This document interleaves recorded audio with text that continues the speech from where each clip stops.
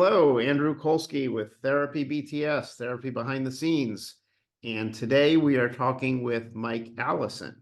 And Mike is going to share some information for us about PTSD and related situations, a topic that I'm excited about because we don't have a lot of information about that yet. So, Mike, can you go ahead and introduce yourself? Tell us where you're from and a little bit of your background. Yeah, I'm Mike Allison. I live in Ogden, Utah, work in Ogden, Utah. My background is probably long and strange. I grew up, I like to say I grew up in the Marine Corps. I ran away from home and joined the Marine Corps and spent 9 years in the Marine Corps, which also included the first Gulf War. And weirdly, when I was in the Marine Corps, I went into counterintelligence, and at the time, there was a lot of work in neurolinguistic programming for certain things the Army was doing. And so I got some background on people who I would later learn more about as a marriage and family therapist. Mm-hmm. So some of that background is there. And I like to pry into people's history and past, so it works out well to be a therapist and ask uncomfortable questions. I left the Marine Corps after the first Gulf War and actually became a group counselor in a what would you call it, a this juvenile center. It wasn't really detention, but everybody there was on some sort of parole. Mm-hmm. And it was very interesting. Learned a lot of the same stuff, a lot of the dealing with people who have a lot of childhood things and what their background was.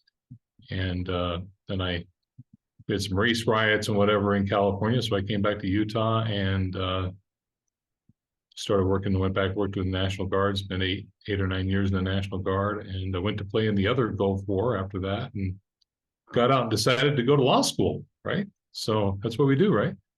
And then my wife said, "Why are you going to law school? You don't even want to be a lawyer." And I said, "Well, what do I want to be then?" She said, "Why don't you go be a therapist? That's what you like to do." So went to therapy school, didn't know there was different kinds of therapy. Mm-hmm. I went to marriage and family therapy school, which is good because really we spent 2 years plus 2 more years, in supervision, just learning about therapy. But really, the point of marriage and family therapy isn't to pathologize. It's really to look at relationships and say, what's not working? How do we make it work? What do we got to take apart to make this work? Rather than going, you got a problem, who do we blame? Who do we diagnose? And so that to me is a way better way of thinking about it. I really appreciate the idea of looking at people as, you're pretty normal, let's figure out what's not working and try to adjust that and make it work in a relationship. So I did that. I interned with a place here, Salt Lake Behavioral Health, which has a military program, Strong Hope military program. It's long-term, about 30, 40 days. Active duty folks come. We had a male unit and a female unit. I think they have more units now. I didn't want to work with the military, but there we go. And that's kind of how things work. But I learned so much about my own PTSD and really what's going on for other people. And something I just didn't have any background, which was with women and women's trauma, and just the whole idea of how much trauma women have growing up and how much the difference in the worlds between, men growing up and women growing up are. And that really shocked me. And I really gained a different idea of maybe what we were looking at therapeutically in some of these cases. So mm-hmm. my private practice pretty much grew out of that. And kind of here we are. I spent a lot of time with first responders and military folks and folks recovering from trauma, childhood trauma and childhood sexual trauma. Wow, that's an interesting background. You certainly have the lived experience to be able to understand the clients, not just what they're coming in with, but the whole background. And that's always helpful for any therapist when they, have been through the things themselves. So, you and I have a lot in common with the legal part. I'm here in Northern Virginia. I could literally throw a stone and hit the Pentagon if I had a good arm. So I deal with a lot of people who are in the various branches of the military. And I wanted to thank you for your service, by the way. And I want that to go unsaid. Thank you. And so PTSD certainly is something, when we hear that term, we think war or military as one of the things when we think, but we probably don't think much else about how it applies to people. So I've been doing some work lately with, excuse me, sleep disorders, which is tied into PTSD, pretty strictly in many ways. So, I appreciate that you have this solid background behind it. So why don't we talk a little bit about PTSD itself? For those people that are watching and may think of PTSD just as something on the battlefield, can you tell us more about what is PTSD really and what types of people might deal with PTSD? I certainly could do that. Actually, I would say that probably something related to combat is not a majority of people who have PTSD. The majority of people with PTSD probably have car accidents, life accidents and incidents that happen, and of course, trauma in their childhood, which affects, the more severe the cases, the more likely you got some childhood stuff going on there. Uh, PTSD, post-traumatic stress disorder, obviously the big piece of that is trauma. And humans can really actually synthesize 3 or 4 what we would call traumatic events in their lives and be able to move on. What happens is we end up with trauma interfering with our ability to kind of assess what's happening in the moment. So we're bringing in the past or the future based on our trauma, and it's interfering with what we're actually seeing in the moment.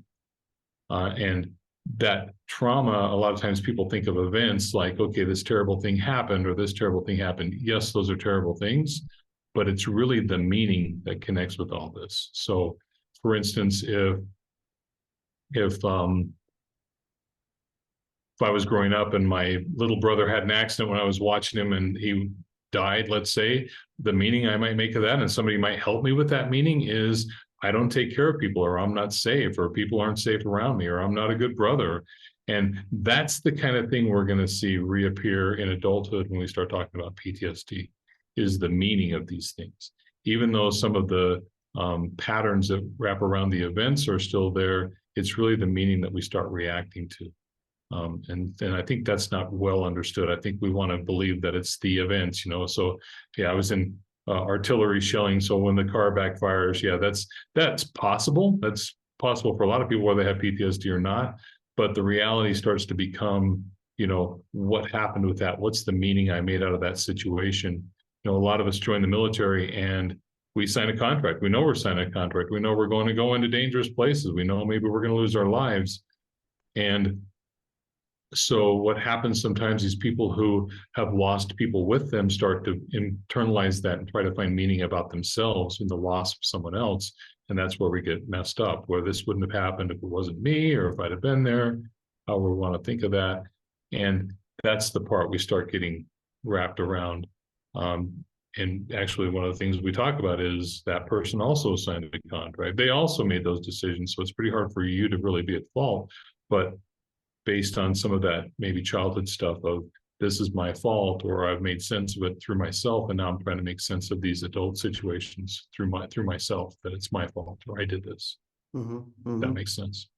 Yeah, so I like the way you describe that, of sort of the meaning of the thing, because we call it PTSD, but it stands for post-traumatic stress disorder, and therefore, just like you're saying, it's something that happens after a traumatic event, right? Then it occurs. So we create this link or this meaning somehow to something initially, and then later on in life, or I don't know about the time connection, but later on we then, like you said, make those connections, and that's where the disorder comes in. So that's really helpful, that it's not necessarily combat, but like you said, maybe we had an accident, maybe we saw something that shocked us.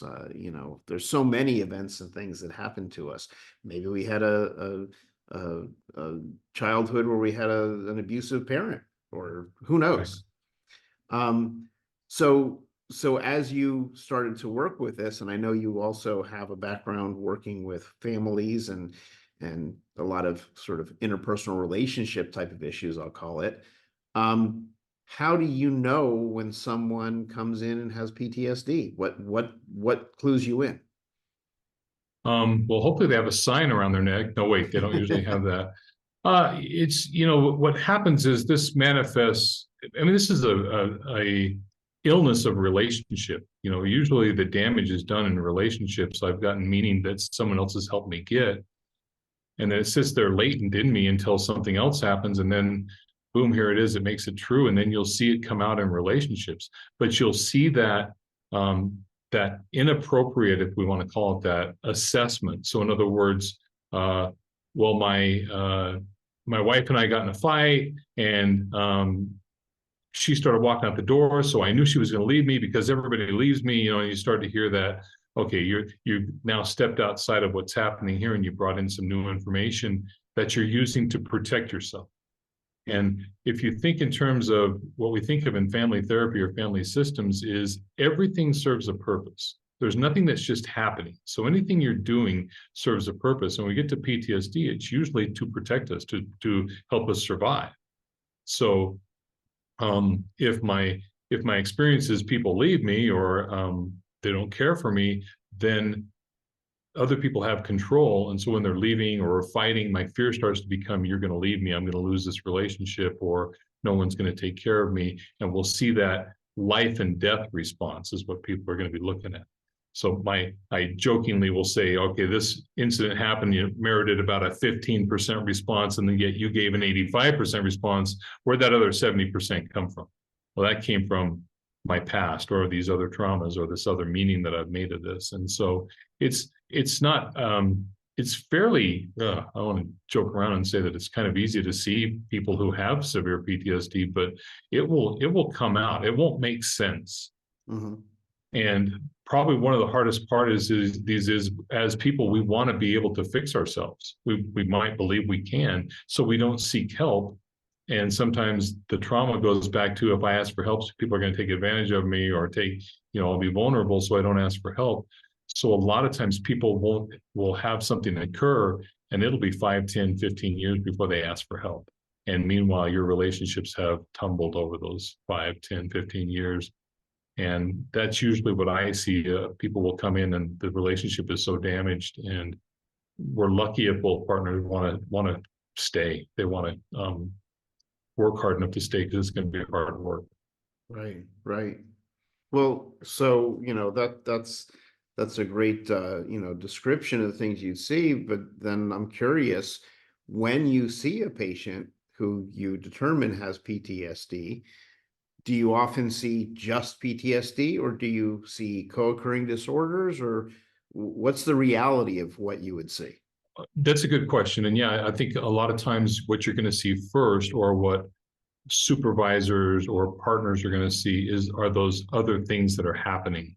And again, leaning back on family systems, we're going to look at those as, these are solutions, or better yet, termed as failed solutions. So I'm drinking to manage my anger, and does that help? Probably not, but it's my solution. It's not really, I don't really have a drinking problem, I have an anger problem, and I'm trying to manage it. Or even I might be trying to do something, sexual acting out, in order to connect with people, because I can't connect with my partner because whatever's going on with my trauma. So we'll see these different actions that are literally attempts at solutions, or attempt at placating the anxiety. And what happens for most people is the spouses or the bosses or whomever will get hung up on those actions rather than the causes. Mm-hmm. So if we're going to talk all day about, all right, we want you to stop drinking. Okay, well, I'll stop drinking. Find me another solution, though. And if we don't do that, we're just going to be dealing with the same thing over and over again, instead of saying, what does the drinking do for you? And the hard part is, I ask these people all the time, and they will tell me, well, it doesn't do anything, because they think that's the canned correct answer. Well, why would you do it if it doesn't do anything? Of course it does something. Well, it keeps me from getting angry or experiencing my emotions. Okay, now we can go directly to what's going on with those emotions, that it's so scary, that you need to kill it, so to speak. Mm-hmm. And so, yeah, we'll see a lot of those co-occurring things, or those secondary things that are happening, that are really probably looked at as solutions. Yeah, I like that, and it reminds me of when I was going through my training. One of the things that one of my supervisors said to me that has always stuck with me, because it's so relevant, is that people do things for a reason. You Right. know, that they're not just randomly acting on things. There's a reason that they make the choices that they make. And the question is figuring out what is that reason, and is it something that they want to keep, or is it something that they want to Right. change? Is their reasoning adaptive or maladaptive? And it doesn't matter in the sense of this keeps me safe. And you look back and you say there probably was a time when this kept you safe. Is it still working in the same way? Oh no, now it's endangering my relationships. Okay, now we need to unravel this and figure something else out. But that's pretty hard to do because if you go back to Gregory Bateson saying, why would an animal change its behavior if it didn't make it safer, right? So why would I purposely change my behavior if there wasn't some reason to make me believe that this is going to make me safer than the behavior? That's a lot of unraveling. Mm-hmm. That's pretty hard to believe that suddenly I'm going to do something different and it's going to make me better when this has served me so well. Right. And that's where a lot of the resistance and some of the difficulty we have in treating some of these, because it's so ingrained and it feels like it's keeping us safe, even though it's not. Huh. Yeah. Well, so I'm assuming then, based on your explanations there, that when it comes to actually treating the PTSD and the co-occurring disorders, it sounds like, I'm going to guess, that you spend a good amount of time in the talking part and working these things through and identifying the reasonings for the actions and all, or rather than me assuming, why don't you tell me, what do you do for That's PTSD? exactly what we do. Well, it's kind of interesting you say that, because if you go back, and I spend a lot of time having fun researching where all this stuff comes from. But back in 1937, Karen Horney said, anxiety is internal. And it has nothing to do with what you see, because it's not really based on a danger that's standing in front of you. It's based on a danger that doesn't exist in front of you. And so unless you figure out what the meaning is, you can't do anything. So the therapist has to start with identifying what this means to the client. And that's kind of where we go. The first thing for most people, and I've been down the same journey, so I can tell you that it's very true, but most people struggle to say, oh, I got PTSD or I've got trauma. And let me back that up for just 1 second, because according to the DSM, who's the person that determines what's traumatic? It's the therapist. It's not the client. Well, the client has to be the person who determines what's traumatic. It can't be this list of 12 things, because honestly, divorce is traumatic for some people. Yesterday I had 2 parents, today I only have 1. And I guess this one can leave too. So now I got to readjust everything and make sure this one's okay. And why did this parent leave me? And all of these meanings can come in and have a traumatic effect. And so it's pretty hard to say that almost anything could be traumatic if it's presented in a certain way and has the right, meaning or outcome for the person. So the first thing we're trying to figure out in therapy really is identifying how the person sees themselves. There's probably the gold standard for PTSD therapy in the military or the Veterans Administration is cognitive processing therapy. And that starts off quite quickly with an impact statement, which is saying, how do you see yourself in the world and others in these 5 areas, intimacy and safety and trust. And don't ask me to name all 5 because I'll forget one of them. And so the person goes back, spends a day, writing 1 page about the meaning for them. So if they thought about their most traumatic experience, maybe it was my brother was drinking at a party and I was supposed to keep his keys, but he talked me into it. I gave the keys back and he died in a fiery car accident. And now how do I see myself? Safety. I'm not a safe person. People shouldn't trust me. They're wrong to trust me. I don't take care of the people that love me. You'll flesh out very quickly the maladaptive beliefs that are wrapped up in this. And that's where we start. We want everyone to agree that this is how you see yourself, right? And people will have terrible views of themselves that they've developed, and even their partners won't know this. And they'll say, well, yeah, I'm a terrible person. I'm a horrible person. I can't be trusted, or I'll hurt people or whatever. And their partners will be like, wow, I haven't seen this, but that's what's running under the surface. Yeah. And so we get them to really see that and start to address that. And then we start to do some things to challenge whether or not those things are even true. So we're going to walk back through occurrences and going back to trying to identify where they've kind of generalized into black and white from very gray occurrences. Mm-hmm. And No, at some point in there, we're going to talk about a trauma account. well, we'll get to that in a second, but I did want to say that you know, when you ask the questions and you start to, process the part you were just describing there of, who are they really and what are the core beliefs and the things that lead them to this, it's really interesting because that's so relevant to so many of the types of things that people come into a therapist's office for. And it's always interesting to me that when you have the conversation and you dig below their first immediate response and you start to actually dive into the real answers, the sort of amazement on their faces when they realize for the first time what's driving them or what's going on, because they've never thought of it that way. Right. Probably because, in some cases it's painful or whatever, and then it's easier to avoid it and just think of things in a different way. And so I always find that really interesting because you can see the lights turn on, when they finally come to a new realization. So, yeah, I'm right there with you on that. So, all right, I cut you off there, but tell us more. So then, No, you didn't cut me off. That was a great place to stop. In fact, to kind of play into that, doing group therapy with people who are exploring this, and in CPT, there's a part where, as you're going a little deeper into it, the question is, who is the source of this belief? Mhm. Now, everybody on the planet is going to say me, right? Well, I'm the source of this belief. And you got to explain to them that you can't be the source of this belief. You learned it from someone. But this is where we get to the interpersonal and the relationship aspect of, I got this belief from someone else. And it's shocking for people to think about, where did this really come from? And to say the truth, to say my father, my grandfather, my mother. And it's literally one of those moments where we all want to drop on the floor and just perish, because it's just like you said, you're standing in front of a mountain and you have all these reasons, but there's only one reason. And as soon as we talk about that reason, the mountain's coming down. And it's so moving to see, because it's so much heartache to really literally say the truth, of this is where this is coming from.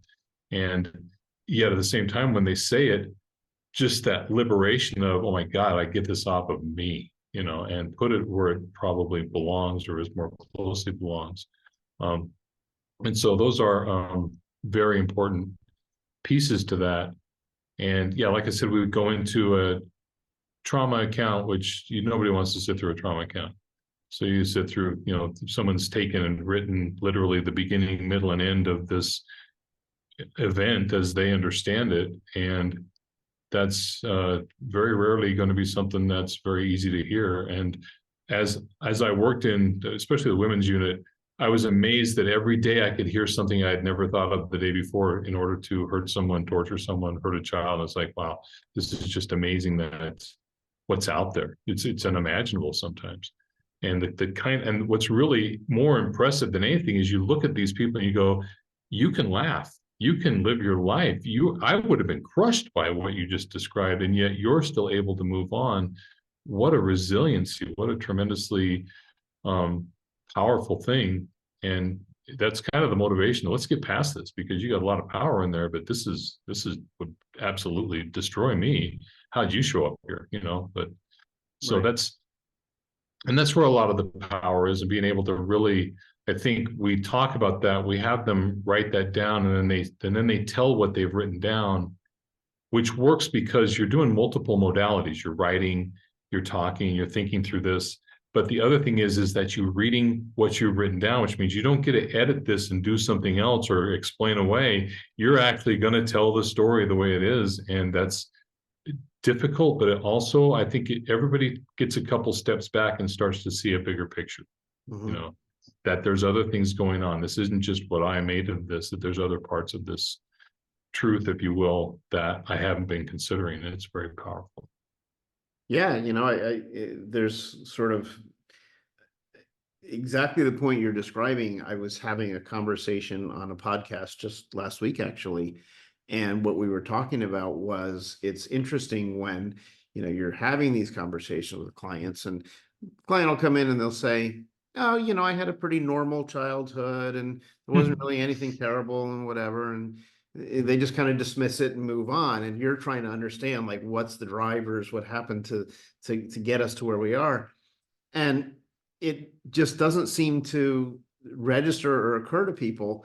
What does a normal childhood mean? It means you had Right, your experience in your home with your family, and you had nothing else to compare it to. So you consider that to be normal.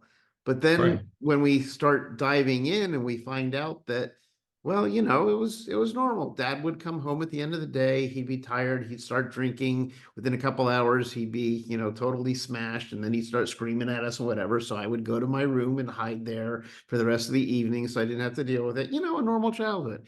And you're like, that was your childhood, and now you wonder why you run and hide from things, and you see your response as a child.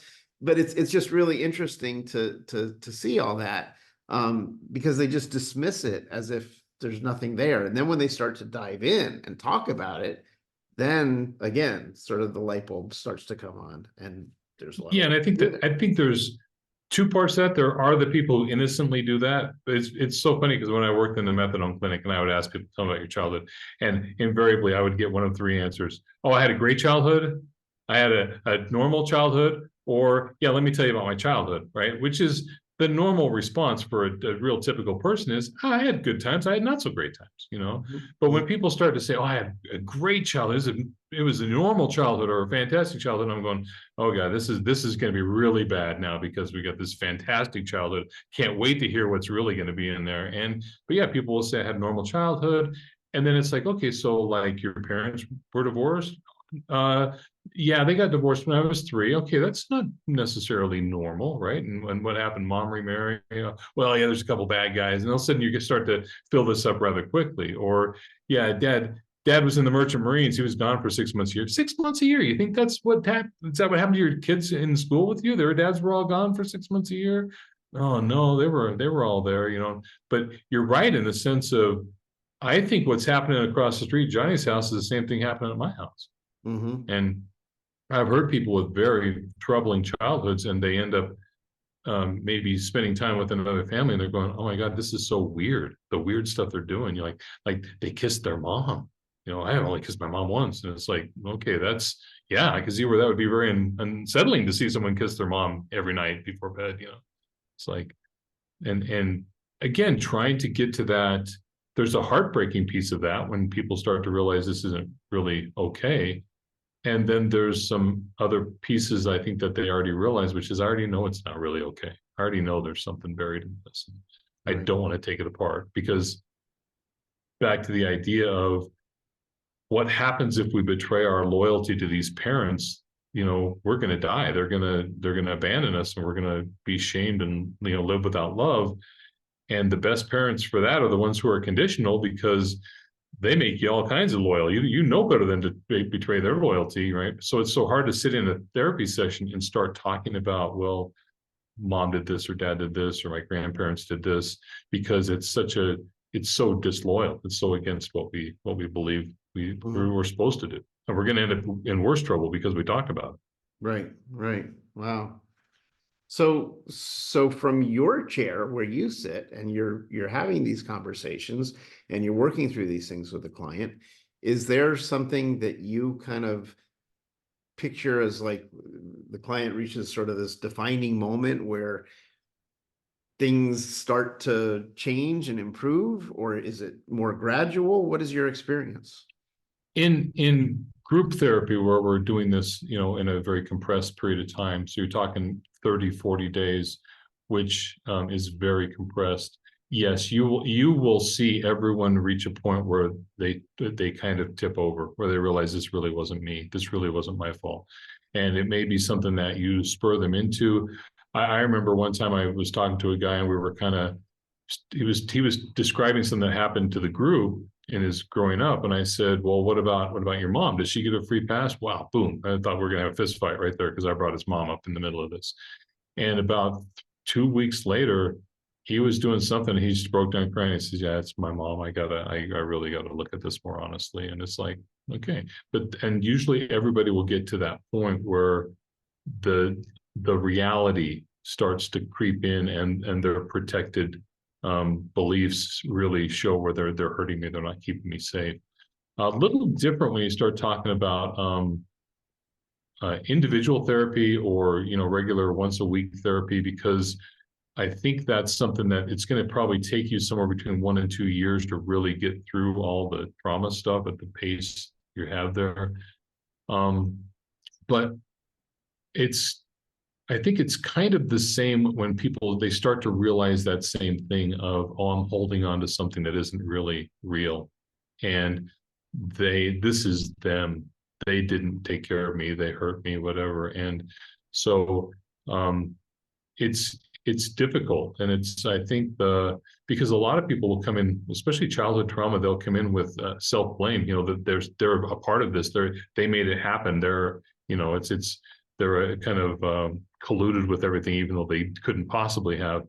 So really getting to that point of, no, somebody else made a decision and they hurt me, is when things, I think, start to turn. But then you're still pretty much, you got a long haul of unraveling some of these maladaptive beliefs that they think are keeping them safe. Mm-hmm. And that can be difficult. And you get to some points where, wow, I have to unravel my relationship, or I have to end my relationship, or I got to change my job or whatever, because this isn't helping me. And those times are scary. Yeah. Wow. Well, I've heard you mention things that occur in group and things that occur in individual counseling. So can you help us understand, do people do both? Do you have some people that do one or the other? Or how do you decide? Well, probably the real deciding factor is the level of severity, that just what's an appropriate level of care. There are people out there who can come in and talk every day about their stuff and go home and live their lives and they're okay. And then there's other people who really are at the point of they're going to kill themselves, or they're going to hurt somebody else, or they can't live their life and they really need a higher level of care.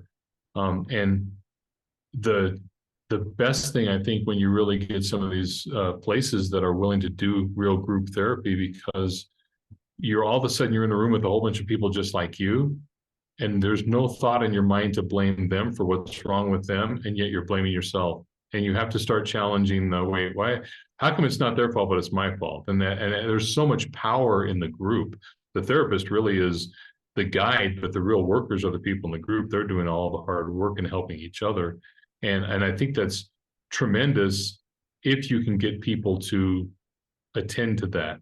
And there are people whose level of severity doesn't require that. And because of that, they're also probably not good cases, because they're not quite as full and ready to do that kind of short-term work. So it really boils down to how, where you're at, kind of productivity wise, and what's reasonable for you, and can you do this work over a long period of time and get some benefit from it, or are you really in some danger? And if you don't get help, it's not gonna end well. Mm-hmm. Mm-hmm. Wow. So, it's obviously you've got a lot of experience and a lot of knowledge about PTSD and the areas that you're talking about. And, one of the things that's always interesting to me, and if the person watching this watches a lot of my other podcasts, they hear me say this a lot. Out of curiosity, like, where did you learn how to deal with PTSD? Because I'm going to bet you probably didn't get a whole lot in school about it. Yes, we did not spend weeks talking about PTSD, and which is good. As a therapy student, you want a good cross section so you can start to feel where you feel like you can have some impact. Mm-hmm. As an intern and as an associate therapist, I worked at Salt Lake Behavioral Health, and actually, I worked both in the methadone clinic and Salt Lake Behavioral Health, where this is the stuff going on every day. I mean, this is you're in a literal fist fight every day trying to help people through their trauma. And for me, I looked at this, and it's like, as I would sit through this, I would think, what is this doing? How is this working? How does this help? And you'd see some of those moments and it would be like, why is this here? And why are these people dealing with this? And I would, if I had a really good session that really felt like there was a lot of movement, afterwards, I would go in another room with a board and try to, literally diagram what happened in that session. Where did things go, and how do we see this? And I think really trying to get down to what are we talking about? Because it doesn't make sense to me to say, okay, well, this happened because you were in a helicopter crash. That doesn't make any sense to me. And what makes sense to me is, what is the meaning of that? And then what are we doing with it when we're having, I'll never forget this woman who, see if I can kind of sort of describe her situation, but she was sexually assaulted numerous times as a adolescent in her family. And just in the moment, I thought there's only one question I really want to know the answer to, which was, and this is a terrible question. Never ask anyone this question, but I felt like she knew where I was going to go with this. I said, what was traumatic about this? And hopefully everybody out there would start throwing stones at me or whatever, but she didn't. She looked at me and she said, my mom didn't believe me. And that to me was, there you go. There's the meaning, that she caused this, that she's not worth standing up for, that she's the problem, and mom would trade her for, a partner or something. And boom, it all comes together. It all makes sense why this is stuck in here, and there's no one to help you get it out. In fact, they're just, reaffirming the stuff. Mm-hmm. And so I think that just a lot of really sitting back and trying to figure out, where is this coming from, but applying from school, applying those ideas of everything has to serve a purpose, and that there's relationship aspects to all this, and it has to make sense, and there's no necessary single beginning. There's things that play into this. And so I think really the background of school gave me the idea of where I wanted to take the view from. And then I had to start taking the view apart and figuring out, how do we put this stuff together? How does this work? And how are we helping people? Because I think I saw something you said online the other day, where it was, we can tip people over in therapy all day long. I can tip people over every day. That's not going to help them. What we help them with is getting to a certain point and then helping them get themselves back down where they're able to slow things down. But they can tip themselves over. They don't need any help from me.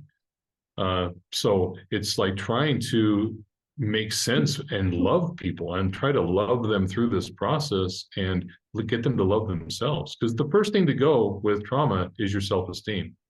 And that's the first thing we're trying to build back. And so when you start seeing people in treatment getting angry with people, you start to realize, all right, you're doing better because now you've got some worth and you're actually wearing that worth. You're able to get angry with people. You're able to stand up for yourself. All right, you're getting better. And to throw this out there, I thought of this and I forgot about it, but when we start talking about sleep, it's kind of interesting because, of course, everybody has sleep problem. But going back to that original thought of, why are you keeping yourself awake, is a really good question. After the people get through yelling at you for asking such a stupid question, but why are you keeping yourself awake? Why is it useful for you to be awake? And I'll never forget, I had a wonderful client, and she said, well, I have to stay awake until 11 o'clock. And I said, why do you have to stay awake till 11 o'clock? She says, because that's when he would go to bed. She's talking about being a child, and her step parent or whatever, he would eventually wear out and go to bed at 11 o'clock. So she couldn't sleep before 11. It wouldn't matter. But after 11, she was fine. And it's like, so many times we had sleep problems, and really diving back into was there a time when being awake would have served you or helped you? And is that what we're dealing with? And a lot of times when you talk about trauma, they can identify those when they, like you said, when they actually sit back and think about it and go, oh, wait a minute, there is, if I think about this. No, that's a great example. It's not great in the fact that she had to deal with it, but it is a great example showing, we do things for a reason, and understanding that reason is really helpful. Wow. So let me ask you one more question, because I know you and I both have clients after this. So if someone is a loved one of someone with PTSD, whether it be a spouse, a family member, whatever it may be, do you have any tips or things for them in terms of things they should do or things that they should not do when dealing with their loved one? Well, probably, yeah, probably 1,000 of them. I don't know. It's kind of depends on the individual, but first of all, God bless them. God bless them for staying and trying, because that's where you're going to save someone's life, is being the family member that can go through this with somebody will be the person that helps them survive this, and I think that, in my life and the people that I've talked to, if everybody reaches a point where they realize this isn't about me, whatever Billy's doing, all this anger and stuff, this actually isn't about me. So if I can slow down taking it personal and gear up all right, how do I help you? What's going on? And kind of my joke is, hey, when you're done doing that bullshit, can you let me know so we can get on with whatever we were going to do? But kind of that point, and what's weird is I think you feel it. You start to feel it the day of, wait, this isn't about me. So now I don't have to take it personally. Now, how do I help this person? And I don't have to keep compounding my hurt. So I think that's one thing. It's you wouldn't believe the things I have to ask family members to do because they've been doing them. It's like, can you give them a little more space? God, I've done is give them space or whatever. And it's like, but when they understand what the purpose is, almost every family member wants to do it. They want it, whatever it takes, if this will help. But really, the point is communication. You're going to get over this when you start talking honestly and directly with each other as a couple or as parents and family. This is what's not happening. I'm not telling my wife what I'm thinking, and so therefore I'm acting, and she has no way to protect me or help me because I've never told her. But we start the dialogue of, this is what I'm afraid of. Some of those impact things, which are terrible for a family to hear someone go, I'm a piece of shit, or I'm awful, or no one should trust me. And they're going, that's not my experience, but it's there. It's real. It's true. Okay, now let's talk about when those things are happening so I can understand it. And then we can start to challenge this together. But I think really trying to understand the basic point for me that I try to get every family member to understand is those things of where everything serves a purpose, even if it doesn't make sense. And B, everybody's doing the best they can. You think of those old days of, we're going to diagnose these women with borderline personality disorder because they're unmanageable and they're doing all these crazy things. And if you just took one step back and said, what if they're doing the best they can? Now, all of a sudden, you stop blaming people and go, okay, this is the best you got. Let's work on how do we expand that? And let's stop shaming you for doing the best you can. Right. And so I think the idea of getting the person to understand your loved one's doing the best they can, they need some help, and everything they do serves a purpose. So we want to figure out, what is that purpose? It's a solution. How do we get a better solution? Right. And once we get to, this thing I'm doing actually solves a problem for me. Oh, okay, what's that problem? Now we're on to something, right? Now we're talking about what's actually going on, not, oh, well, why are you drinking or why are you doing this? Now we're going to talk about, let's go after this thing that is actually bothering you or hurting you, and let's solve it. Yeah. No, it's interesting because I asked that same question of a lot of different therapists about a lot of different types of disorders and things. And, when I listen to the answers, I always bring it back to one word in my mind. If I had to give you the one word, I would say the answer is compassion. Treat people with Right. compassion.